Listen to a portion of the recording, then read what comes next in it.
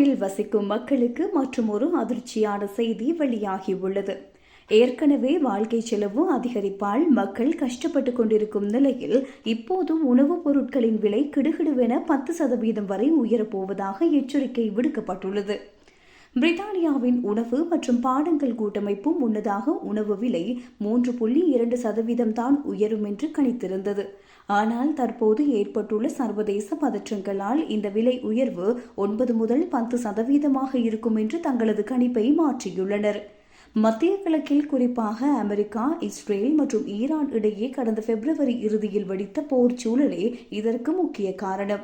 உலகளாவிய எண்ணெய் விநியோகத்தில் முக்கிய பங்கு வகிக்கும் ஹார்மோஸ் கடல் வழிப்பாதை மூடப்பட்டுள்ளதால் மசகு எண்ணெய் மற்றும் இயற்கை எரிவாயுவின் விலை 2022ஆம் ஆண்டிற்கு பிறகு மிக உயர்ந்த மட்டத்தை எட்டியுள்ளது. உணவுப் பொருட்களை தயாரிப்பதற்கும் பொதியிடுவதற்கும் கொண்டு செல்வதற்கும் அதிக மின்சாரமும் எரிபொருளும் தேவை.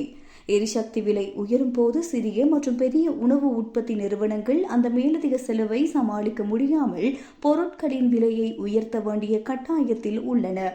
பிரித்தானியாவின் உணவு மற்றும் பானங்கள் கூட்டமைப்பின் தலைமை பொருளாதார நிபுணர் வைத்தியர் லிலியானா டனிலா கூறுகையில், உற்பத்தியாளர்கள் தற்போது பாரிய அழுத்தங்களை சந்தித்து வருகின்றனர்.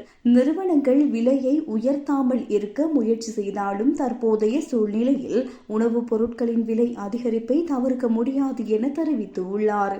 கடந்த 2022 மற்றும் 2023ஆம் ஆண்டுகளில் உக்ரைன் போர் காரணமாக ஏற்பட்ட விலை உயர்வினால் சராசரியாக ஒரு குடும்பத்திற்கு ஆண்டுக்கு 600 பவுண்டுகள் மேலதிக செலவு ஏற்பட்டது.